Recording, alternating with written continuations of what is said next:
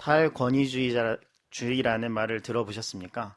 권위주의에서 벗어나는 것을 또 그런 태도, 그런 경향을 의미합니다.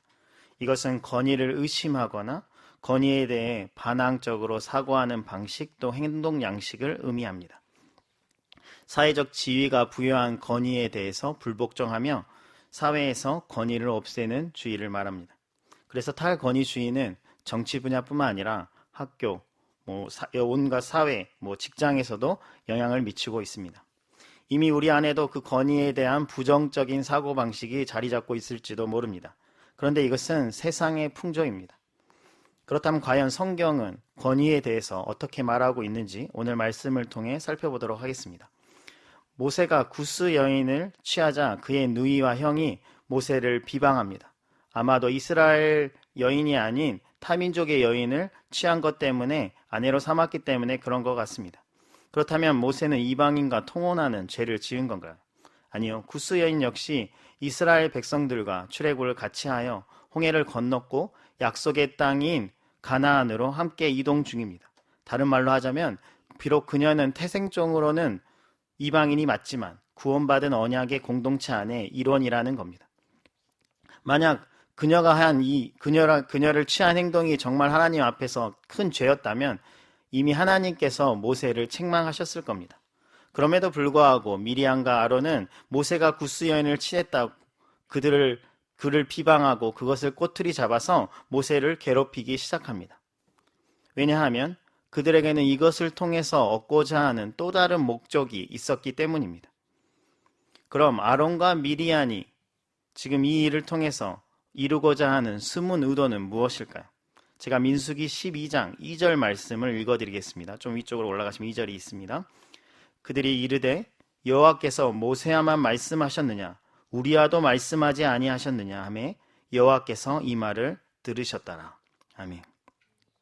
그들은 하나님이 모세야만 말하는 것이 아니라 자신들과도 말한다고 이야기하고 있습니다. 이 말을 조금 바꿔서 이야기해 본다면 모세만 지도자가 아니라 자신들도 지도자라는 겁니다. 이것은 엄연히 모세의 권위에 도전하는 행위입니다. 이제는 모세의 가족조차도 모세의 지도력을 시기 질투해서 그 권위에 도전하고 있습니다. 그렇다면 모세는 이런 미리암과 아론의 도전에 어떻게 반응했을까요?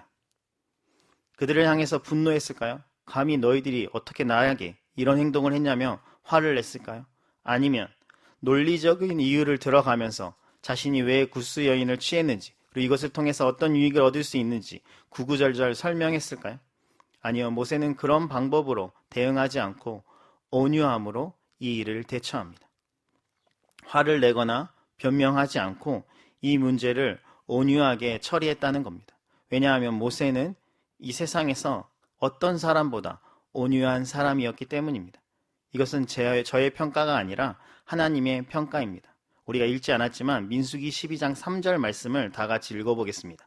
민수기 12장 3절 말씀입니다. 시작. 이 사람 모세는 온유함이 지면의 모든 사람보다 더하더라. 아멘. 하나님은 모세가 어떤 사람보다 그 온유함이 더하다, 더 크다라고 평가하고 계십니다.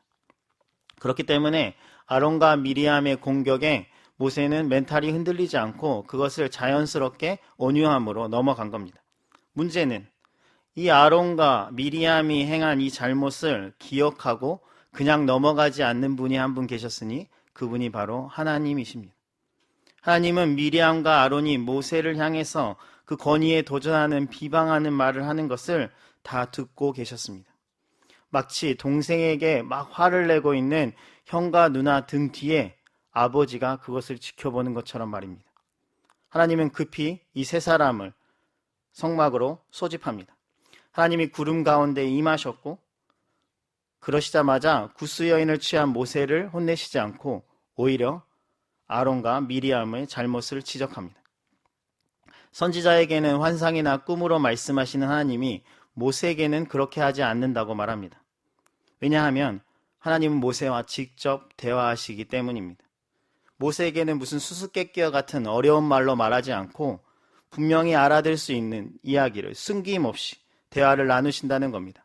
이것은 모세가 하나님 앞에서 얼마나 특별한 존재인지를 모세의 누이인 미리암과 형인 아론에게 각인시켜 주는 겁니다. 너희가 지금 대들고 있는 그 모세가 하나님 앞에서 얼마나 구별된 사람인지, 충성된 사람인지 알려주는 겁니다. 하나님은 충성된 모세를 비난한 미리암과 아론의 죄를 그냥 넘어가지 않습니다. 그들의 잘못을 낱낱이 지적하십니다. 그리고 하나님이 얼마나 화가 나셨던지 미리암과 아론에게 회개할 기회조차 주지 않고 그냥 휙 떠나버리십니다. 그리고 나서 미리암에게 흰 눈과 같은 나병이 발병합니다. 아마도 아론은 그런 나병에 걸리지 않는 것을 보아서 미리암이 그 주동자였던 것 같습니다. 어쨌든 그 당시의 나병은 불치병이었습니다. 도저히 나을 수 없는 병이었습니다. 다시 말해서 미리암에게 나병이 걸렸다는 것은 이 권위를 무시하는 것이 얼마나 큰 죄인지를 알려주고 있는 겁니다. 사실 미리암이 무슨 사람을 죽인 것도 아니고 불륜을 저지른 것도 아니고 우상 숭배를 한 것도 아닌데 어떻게 보면 이런 나병에 걸린 것이 굉장히 불합리해 보일 수도 있습니다. 그러나 그렇지 않습니다. 미리암은 지금 단순히 모세만 무시한 것이 아닙니다. 그 모세에게 권위를 주신 하나님을 무시한 겁니다. 그래서 권위를 무시하는 것은 곧 하나님을 무시하는 것이니 신성모독에 해당되는 죄입니다. 그래서 이 죄가 얼마나 무서운지를 하나님께서 보여주시는 겁니다. 모세는 하나님이 세우신 지도자입니다.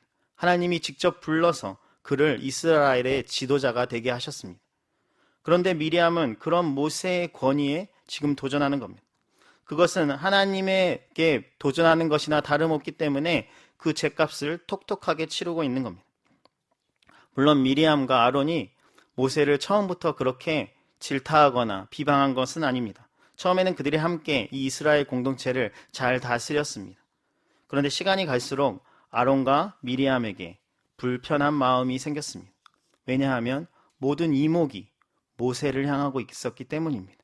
분명히 자신들도 같이 지도를 하고 있는데 모든 사람이 모세만 추앙하기 때문입니다. 또한 옆에서 모세를 지켜봤을 때 모세의 나약한 부분이 있기에 내가 했으면 더 나았겠다 하는 그 지도력에 대한 반감들이 생겨났습니다. 결국 이런저런 불편한 마음, 질투하는 마음이 결국 모세의 권위에 도전하게 만든 겁니다.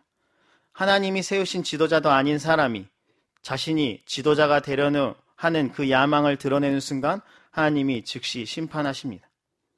하나님은 그 죄를 지적하시고 미리암을 나병을 걸리게 해서 하나님의 권위에 도전하는 것이 얼마나 심각한 죄인지를 알려주고 있습니다. 그래서 우리는 하나님의 권위에 도전하면 안 됩니다. 우리는 감히 우리가 어떻게 하나님의 권위에 도전할 수 있겠냐며 그런 말도 안 되는 죄를 짓겠냐며 반문할 수 있지만 하나님이 세우신 권위에 도전하는 것이 곧 하나님의 권위에 도전하는 것입니다. 사탄도 하나님의 권위에 도전하다가 실패해서 하나님께 큰 벌을 받습니다. 사탄은 피조물임에도 불구하고 자신이 하나님처럼 창조주처럼 되기 위해서 몸부림치다가 그 시도로 인해서 큰 벌을 받게 됩니다. 미련한 피조물은 창조주의 은혜를 기억하지 못하고 호시탐탐 그 권위를 어떻게든 빼앗으려고 노력합니다. 이제 사탄은 직접 등판하지 않고 하나님의 창조물인 인간을 사용해서 하나님의 권위에 정면으로 도전하라고 몸부림치고 있습니다. 하나님이 이 세상을 창조하시고 에덴 동산을 만드신 후에 인간을 그 안에 살게 해주십니다. 그리고 동산 중앙에 있는 나무의 열매는 절대 먹지 말라고 합니다. 선악과를 먹지 말라고 경고하신 겁니다. 그래서 이 선악과는 선악을 알게 하는 나무는 하나님의 권위를 상징합니다. 그런데 사탄이 하와에게 접근해서 선악을 알게 하는 나무의 실과를 먹으라고 유혹합니다. 이것은 단순히 과일 맛 좀 먹어보면서 맛보라고 그런 유혹 정도가 아니라 하나님의 권위에 도전하라고 부추기고 있는 겁니다. 창세기 3장 5절 말씀을 제가 읽어드리겠습니다. 너희가 그것을 먹는 날에는 너희 눈이 밝아져 하나님같이 되어 선악을 알 줄 하나님이 아심이니라. 뱀은 선악과를 먹으면 눈이 밝아져 하나님같이 될 수 있다고 계속해서 사람을 꼬시고 있는 겁니다. 다시 말해서 선악과를 먹으라는 이 뱀의 유혹은 하나님의 명령을 어기라는 유혹일 뿐만 아니라 하나님의 권위에 정면으로 도전하라는 겁니다. 너희도 하나님같이 될 수 있다고 계속해서 유혹하는 겁니다. 결국 아담과 하와는 사탄의 속임수에 넘어가서 그 선악과를 먹게 되었고 하나님같이 된 것이 아니라 하나님의 진노를 받아서 에덴 동산에서 쫓겨나고 그 후에 죽게 됩니다. 이처럼 사탄은 교묘한 전략을 사용해서 지금까지도 사람들이 하나님의 권위에 도전하게 만듭니다. 교묘하게 권위를 악의 축으로 만들어서 그 권위를 무너뜨리려고 하고 파괴시키는 것이 더 나은 사회를 만들 수 있는 것이냐 이야기합니다. 많은 사람들이 이 거짓에 속아 넘어가서 권위에 대한 강한 저항감을 갖습니다. 권위에 대한 도전하는 모습은 이제 이 사회에서 비일비재하게 찾아볼 수 있습니다. 가정에서는 자녀가 부모의 권위에 도전합니다. 자녀들이 부모에게 화내는 것은 이제 일상이고 뉴스에는 자녀가 부모를 때리거나 심지어 죽이기까지 합니다. 학교에서는 학생이 교사의 권위에 도전합니다. 학생들이 수업 시간에 대놓고 책상에서 자는 것은 이제 일상이 되었으며 학생 인권조례를 사용해서 교사를 고발하고 교사의 언행을 동영상으로 촬영해서 경찰이나 교육청에 신고해서 징계를 받게 만드는 것이 일상이 되었습니다. 심지어 이제 학부모님까지 가세해서 그것을 교사들을 코너에 몰아가고 있습니다. 최근에 교권 침해가 사회적인 이슈가 되어 교사의 권위를 회복하자는 움직임이 생겨날 정도입니다. 직장에서도 직원이 사장의 권위에 도전합니다. 직원들이 사장의 지시에 불이행하는 것은 이제 다반사이고 본인이 잘못해서 또 업무의 미능숙함으로 직장에서 나와야 했는데 마치 자신이 부당해고를 당한 것처럼 SNS에 남겨서 회사를 고의적으로 악평하는 일이 이제 비일비재합니다. 물론 권위를 악용해서 밑에 사람들을 괴롭히는 그런 나쁜 행동은 근절되어야 합니다. 다시 말해서 악용되는 권위로 인해 부당한 처우를 받는 것은 당연히 개선되어야 합니다. 그런데 문제는 그런 사람들을 빙자해서 모든 권위를 죄악시 여기는 것도 잘못된 것이라는 겁니다. 정말 부모님의 권위는 모두 잘못된 것입니까? 이 세상의 모든 부모가 한 명도 빠짐없이 악한 사람들입니까? 아님이라면 좋은 부모가 가진 권위를 절대 사용하지 못하게 하는 것이 그게 맞는 것입니까? 또한 학교에서 교사에게 부여한 권위를 다 회수해야 합니까? 그것은 학교에서 성실하게 근무하는 교사들을 마치 모두 나쁜 꼰대로 취급하는 거 아닙니까? 이 세상에 있는 모든 직장의 사장님들이 갖고 있는 권위는 다 파괴되어야 합니까? 그것은 모든 직장의 사장님들이 악덕업주라고 생각하는 거 아닙니까? 정말 그런가요? 아니지 않습니까? 물론 권위를 악용하는 나쁜 사람들이 있긴 하지만 그렇지 않은 사람들도 있습니다. 그건 권위를 사용하는 사람이 잘못된 것이지 권위 자체가 잘못된 것은 아닙니다. 그런데 우리는 권위가 마치 나쁜 것인 것처럼 인식하고 모든 사람이 권위를 가지고 악용하지 않음을 알고 있으면서도 우리는 무조건 권위를 가진 자가 악하다고 섣불리 성급한 일반화의 오류를 가지고 있습니다. 권위 자체가 악이 아닌데도 말입니다. 그렇다면 하나님은 권위에 대해서 어떻게 평가하고 있을까요? 하나님은 가정과 학교와 직장에 권위를 세우셨습니다. 그리고 그 권위가 존경받기를 원하고 계십니다. 왜냐하면 그것이 하나님이 다스리시는 질서의 방법이시기 때문입니다. 문제는 사탄이 자꾸 이 권위를 무너뜨리려고 합니다. 하나님이 만든 질서를 어떻게든 쓸모없는 것인 양 만들어서 하나님의 권위에 도전하게 만든다는 겁니다. 권위를 재개편해서 마치 정의로운 사회를 실천할 수 있는 것인 양 자꾸 우리를 꼬드깁니다. 그렇게 해야 완벽한 질서가 우리 안에 세워질 수 있다고 우리를 유혹합니다. 마치 선악과를 먹어야 우리가 하나님같이 될 수 있다고 꼬드기는 것처럼 말입니다. 정말 그러한가요? 아니요.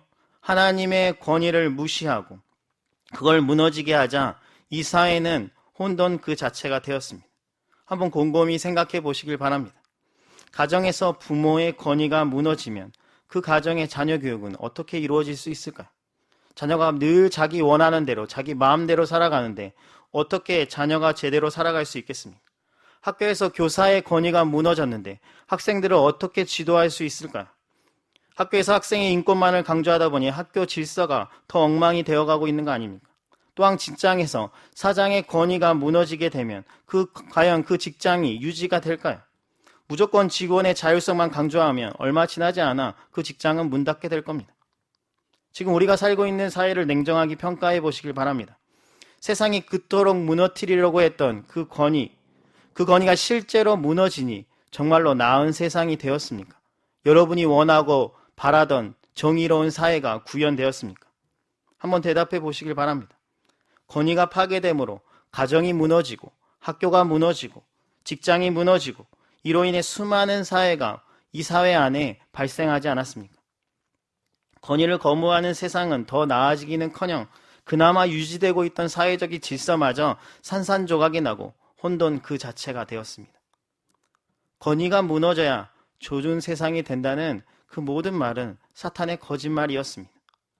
성경에서는 단 한 번도 권위를 무시하거나 무너뜨려야 한다고 말한 적이 없습니다. 오히려 권위를 존중할 것을 강조합니다. 당연한 것이 하나님이 세우신 권위를 왜 하나님이 무너뜨리라고 하겠습니까? 하나님이 세우신 권위를 존중하는 것이 곧 하나님을 존중하는 것입니다. 그래서 권위를 무시하는 경향은 성경적인 가르침이 아니고 세상의 풍조입니다. 성경의 일관적인 가르침은 권위에 순복하라입니다. 그래서 하나님은 모든 시대마다 하나님의 백성을 다스림에 있어서 권위를 사용하십니다. 구약시대의 이스라엘을 무정부 상태로 놔두지 않고 각 시대마다 이스라엘을 이끌어갈 지도자들을 세우십니다. 다른 말로 하자면 하나님의 통치가 하나님이 세우신 권위를 통해서 계속해서 흘러가도록 하는 겁니다. 그래서 때로는 그 권위를 족장에게 주셨고, 때로는 그 권위를 제사장에게 주셨고, 때로는 그 권위를 왕에게 주셨고, 사사에게 주셨고, 선지자에게 주셨습니다. 이와 같이 직분과 이름만 다르지 사실 동일한 사실은 하나님이 그의 백성을 통치하기 위해서 그들에게 권위를 줬다는 사실입니다. 그래서 권위는 하나님의 질서를 유지하는 굉장히 중요한 수단입니다. 우리가 무시하고 팽개쳐야 될 그런 것이 아니라는 겁니다. 당연히 하나님의 권위를 부여받은 사람들은 하나님의 뜻대로 그 권위를 행사해야 합니다. 그런데 그 권위를 하나님의 뜻이 아닌 자기 마음대로 사용하는 그 순간 하나님의 징계를 받을 뿐만 아니라 하나님은 그 권위를 회수해 가십니다.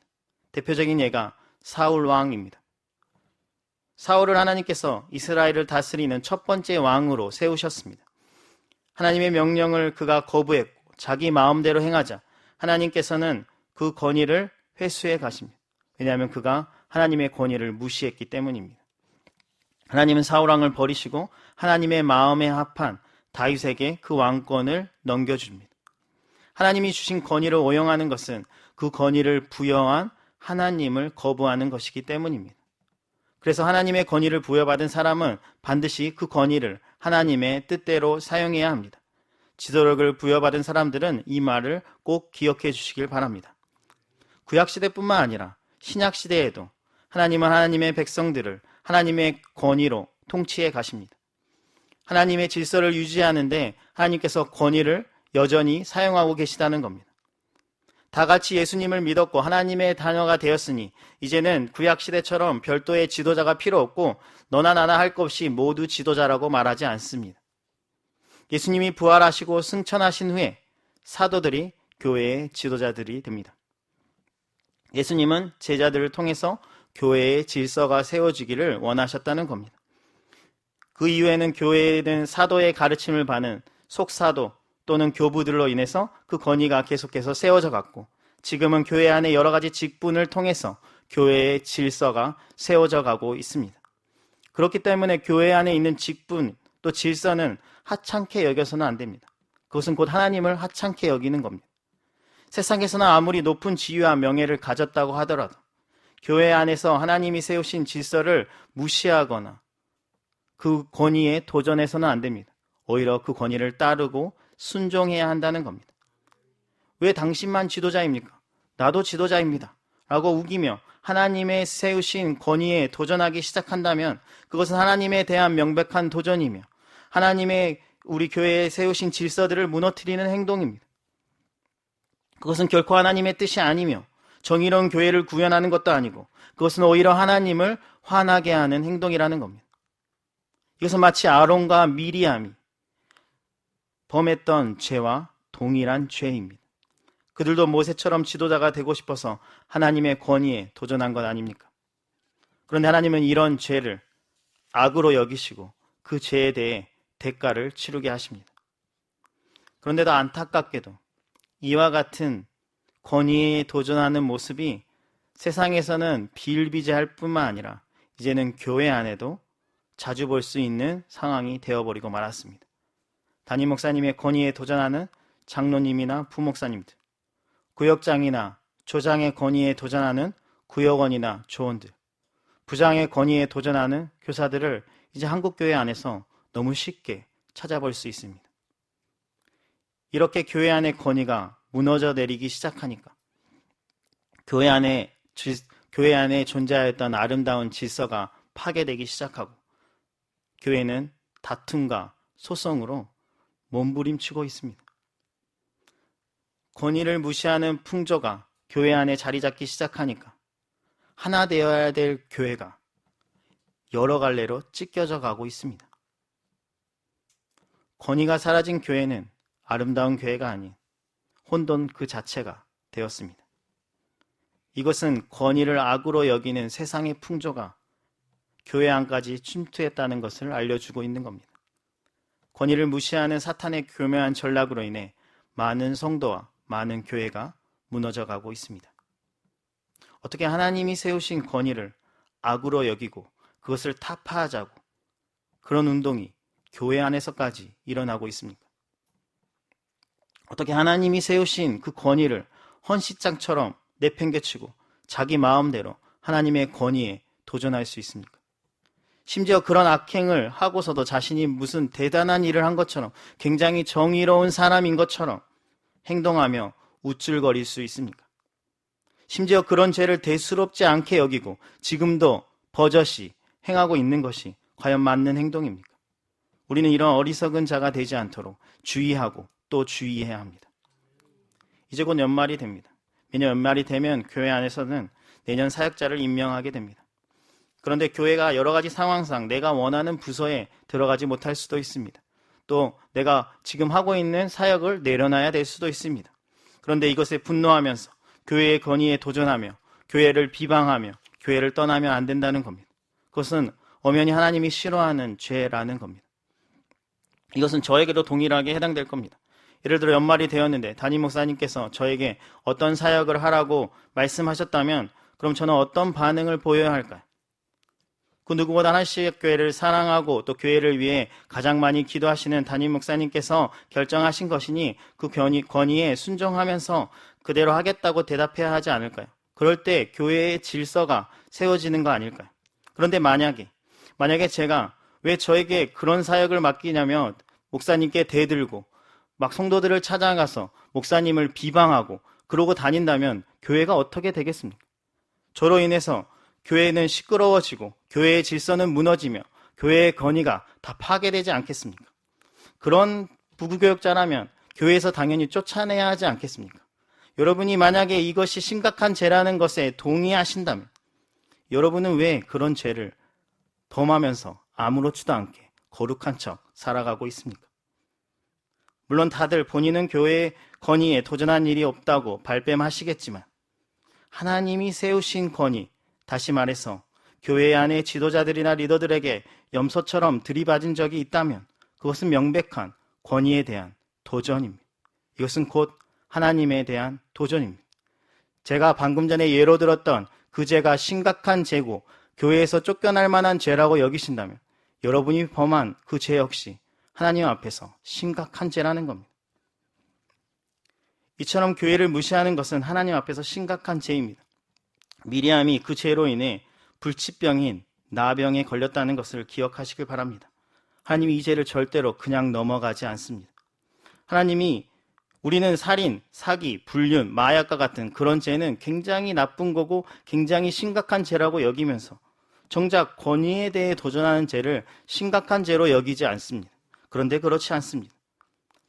하나님께서는 불치병에 걸리게 하면서 그 죄가 얼마나 심각한 죄인지를 이스라엘 백성들에게 보여주고 있습니다. 권위에 대한 도전은 하나님 앞에서 정말 심각한 죄입니다.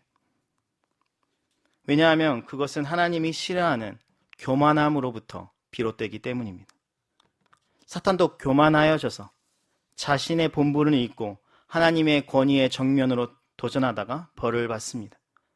아론과 미리안 역시 교만하여져서 자신의 위치를 망각하고 모세의 권위에 도전하다가 벌을 받습니다.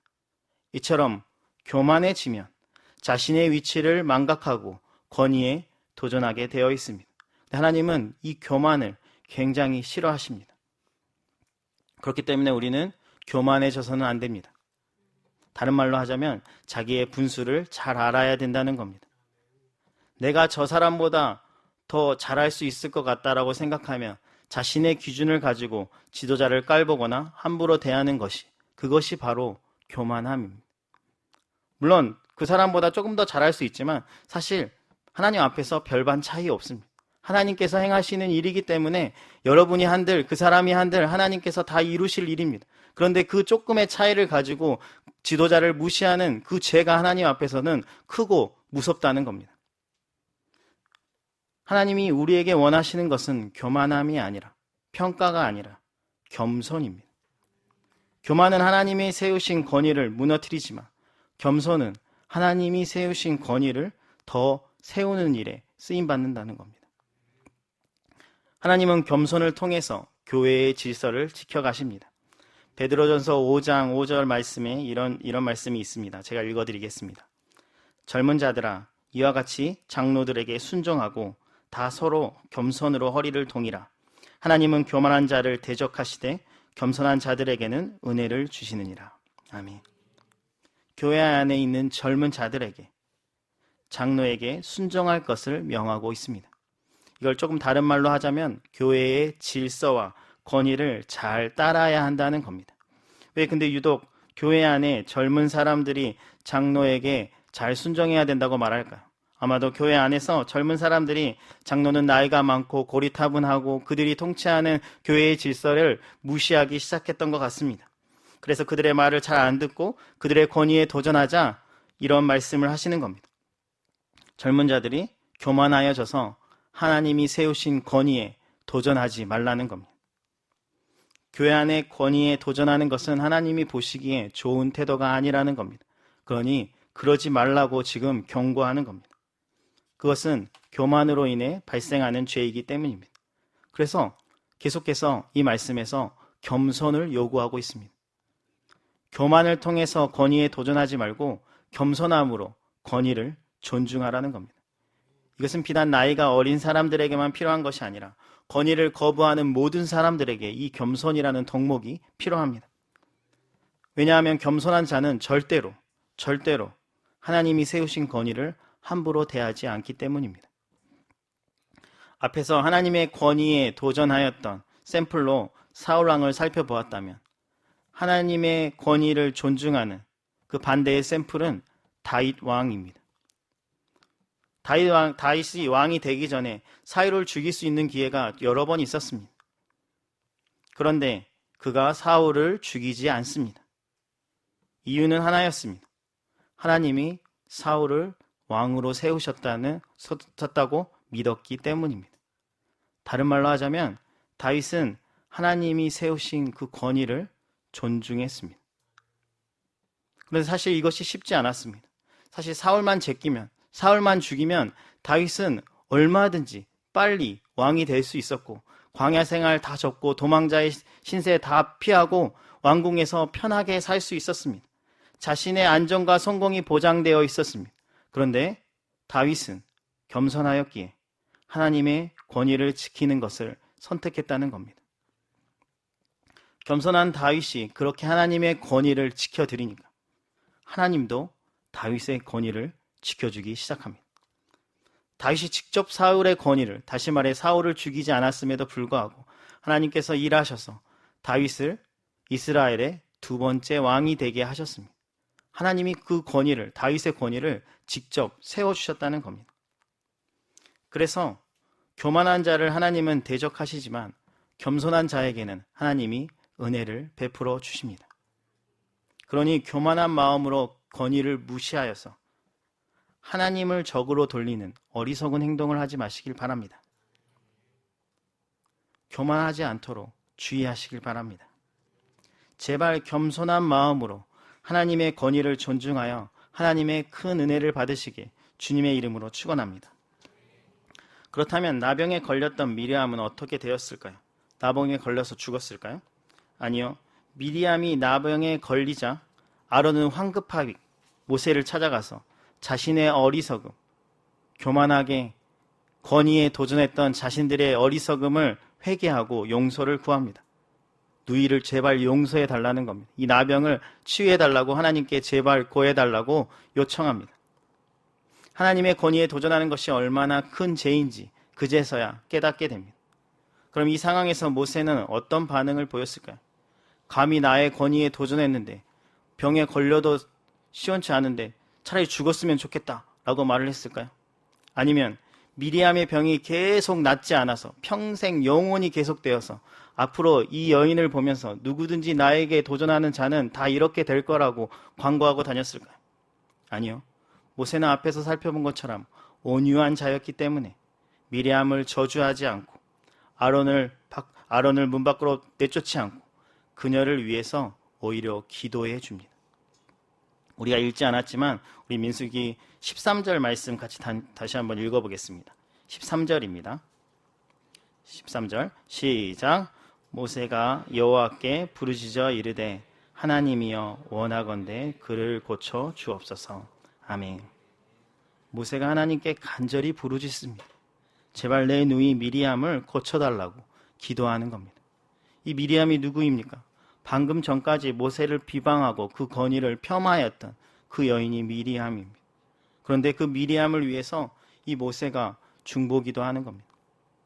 이것은 마치 학폭 피해자가 학폭 가해자를 향해서 용서해주고 그를 위해서 기도하는 거나 다름없습니다. 어떻게 상상도 할 수 없는 이런 일이 일어난 겁니다. 모세의 온유함이 얼마나 큰지를 보여주고 있는 겁니다. 지도자에게는 이 정도의 아량이 필요한 것 같습니다. 지도자의 위치에 있으면 정말 별의별 사람들을 많이 만납니다. 사소한 일로도 지도자를 비방하고 괴롭히는 사람들을 수없이 많이 만난다는 겁니다. 그럴 때 억울하기도 하고 또 화가 나기도 하고 어떻게 한번 복수를 한번 해볼까 막 이런 생각이 들기도 합니다.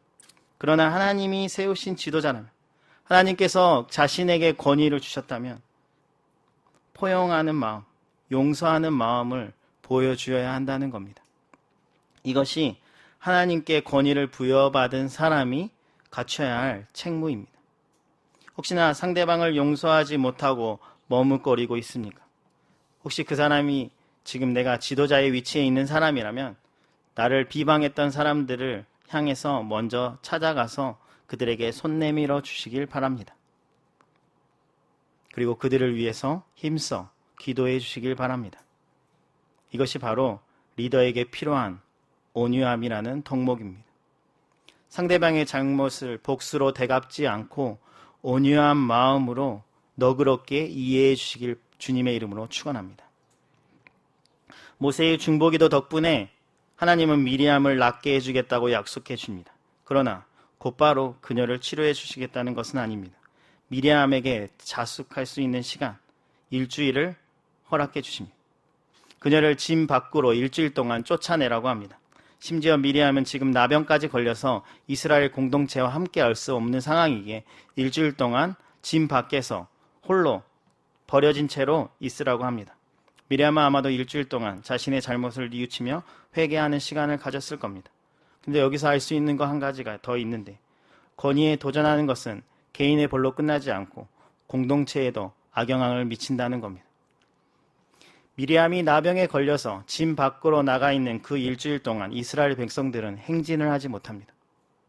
다른 말로 하자면 미리암은 약속의 땅인 가나안으로 가는 여정의 방해자가 됐다는 겁니다. 그래서 권위에 대한 도전은 비단 자신에게만 악영향을 미치는 것이 아니라 공동체에도 악영향을 미칩니다. 예를 들어 볼까요? 주일학교에서 어떤 교사가 부장에게 반기를 들어서 문제가 발생했고 교육자가 그것을 해결하기 위해서 시간과 여러 가지 노력을 사용합니다. 그러다 보면 부서에서 꼭 해야 될 중요한 사역들에 당연히 소홀해질 수밖에 없습니다. 이처럼 권위에 대한 도전은 늘 공동체의 영적인 분위기를 망치고 또 가로막는데 일조한다는 겁니다. 그래서 우리는 하나님이 세우신 건의에 도전하는 자가 되지 않도록 주의해야 합니다. 이것은 교회의 질서를 지키는 방법이며 또 교회가 하나님의 사역을 감당하는 일에 방해가 되지 않는 방법입니다. 건의에 대한 도전은 늘상 항상 공동체를 어지럽게 하며 하나님의 사역을 방해하기 때문입니다. 그렇기 때문에 이 죄가 큰 겁니다. 이것이 그냥 개인 한 사람의 죄뿐만 아니라 공동체를 힘들게 하는 죄이기 때문에 하나님이 이 죄가 크다고 평가하시는 겁니다. 그래서 건의에 순종하여서 공동체에 힘을 보태주는 그런 사람들이 될 수 있기를 주님의 이름으로 축원합니다. 과연 우리는 하나님이 세우신 건의를 잘 지키는 자입니까? 아니면 공동체와 하나님의 권위를 무너뜨리고 있는 사람입니까? 혹시 나는 리더를 헐뜯고 무시해서 공동체를 어지럽게 하고 있지는 않습니까? 절대 그러면 안 됩니다. 앞에서 살펴본 것처럼 계속해서 우리가 들었던 것처럼 하나님 앞에서 그 죄가 큽니다. 그리고 하나님은 그렇게 하나님이 세우신 권위를 무시하는 자, 다시 말해 하나님의 권위를 무시하는 자를 절대로 지도자로 쓰지 않습니다. 당연한 것이 그런 사람이 지도자가 되면 반드시 그 권위를 오용할 뿐만 아니라 하나님의 권위에 자기가 하나님께 부여받은 그 권위를 가지고 하나님께 도전할 것이기 때문입니다. 그러니 제발 이 권위에 도전하는데 자신의 인생을 허비하지 않기를 바랍니다. 그렇다면 권위를 세우기 위해서 우리가 할 일은 무엇일까요? 권위를 지키기 위해서 우리가 주의해야 할 것은 무엇일까요? 여러 가지가 있겠지만 바로 우리의 입을 지키고 주의해야 합니다. 권위에 대한 도전은 항상 입으로부터 시작됩니다. 오늘 말씀에서도 미리암이 모세의 권위에 도전할 때 사용한 것은 말입니다. 그러니 제발 우리의 입술로 하나님이 세우신 권위를 무시하지 않기를 간절히 바랍니다. 하나님은 우리의 입술을 주목하고 계십니다. 오늘 말씀에서도 하나님이 미리암과 아론의 입에서 나오는 소리를 주목하고 계셨다는 사실을 기억하시길 바랍니다. 혹시나 내가 무심코 내뱉은 그 말이 하나님이 세우신 권위에 도전하는 말이었다면 반드시 회개하시길 바랍니다. 그리고 앞으로는 나의 입술로 하나님이 세우신 권위를 훼손하기보다 하나님의 권위를 세우는 말을 더 하겠다고 다짐하시길 바랍니다. 지금 우리 교회는 전도와 선교라는 아주 중요한 목표를 향해서 힘껏 노를 저어가고 있습니다. 돌아오는 주일이 청년부 새생명 축제이고 이번 주 토요일에 노방전도가 있고 또 얼마 안 있으면 본격적으로 태국 단기 선교를 준비하게 됩니다. 이런 중요한 타이밍에 나의 입술로 교회의 질서를 어지럽게 하고 권위를 무너뜨리고 공동체를 힘들게 하면 공동체의 사격에 악영향을 미치게 하면 그것은 정말 하나님이 싫어하는 큰 죄라는 겁니다. 그러니 이럴 때일수록 내 입술에 파수꾼을 세워야 합니다.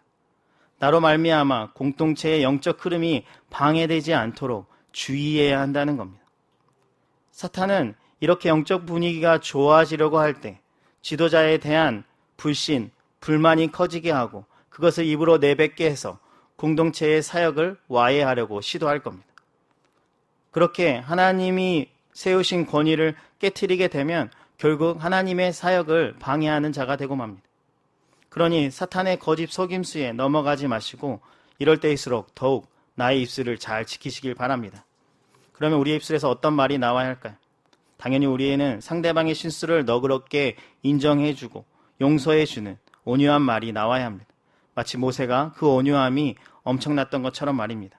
하늘시학교의 성도님들의 온유함이 세상의 모든 사람보다 더 크다는 하나님의 평가를 받을 수 있기를 주님의 이름으로 축원합니다. 또한 우리의 입술에서 다른 사람을 향한 중보 기도가 나와야 합니다. 다른 성도들의 기도 제목을 안 것으로 만족하지 마시고 그들을 위해서 간절히 기도해 주시길 바랍니다. 모세가 자신을 비방했던 미리암을 위해서 중보 기도했던 것처럼 우리를 나름 음해하고 괴롭히는 사람이 있다면 그들을 향해서도 기도해 주시길 바랍니다. 하나님은 이렇게 온유하고 자신을 음해하고 자신을 괴롭히는 원수를 향해서도 중보기도하는 자들을 하나님의 지도자로 세우십니다. 왜냐하면 그런 사람들이 결국 공동체를 세우기 때문입니다. 나의 입술을 리더를 비방하는 데 사용하지 마시고 리더를 향한 기도를 할 수 있는 입술이 되시길 바랍니다. 하나님이 우리 교회의 지도자로 담임 목사님을 세워주셨습니다. 그러면 우리가 할 일은 담임 목사님의 권위를 존중하고 그 권위를 세워드리는 일입니다. 목사님의 말씀에 반기를 들거나 그러면 안 된다는 겁니다. 오히려 담임 목사님의 사역에 힘이 되어주는 그런 성도들이 되시길 간절히 바랍니다. 또한 우리 중보기도 안에 담임 목사님의 기도 제목이 늘 있어야 합니다. 이것이 우리의 교회의 질서를 지키는 방법입니다. 또한 여러분을 위해 힘써 섬기는 구역장과 조장을 사랑하는 마음으로 잘 도와야 합니다. 혹시 구역장이나 조장들이 사역하다가 조금 실수한 것을 꼬투리 잡아서 공격하지 마시고 너그럽게 이해해 주시길 바랍니다. 오히려 그들을 위해서 기도해 주시길 바랍니다. 그것이 권위를 세우는 것이며 질서를 지키는 방법입니다. 권위는 악한 것이 아닙니다. 오히려 우리가 힘써 지켜야 할 것입니다. 그리고 결국 그 권위를 지켜갈 때 하나님께서 우리를 그 권위를 통해서 지켜주십니다. 그러기에 먼저 우리는 우리의 입을 잘 지켜야 합니다. 권위를 훼손하는 말을 하지 마시고 온유한 말, 또 중보기도로 이 권위를 잘 지켜가시길 바랍니다. 또한 우리 안에 있는 교만한 마음들을 철저하게 제거하시고 겸손한 마음으로 하나님이 세우신 권위를 잘 지켜가시길 바랍니다. 그런 하늘시학교의 성도님들이 되셔서 하나님께 기이 쓰임받을 수 있기를 간절히 바랍니다.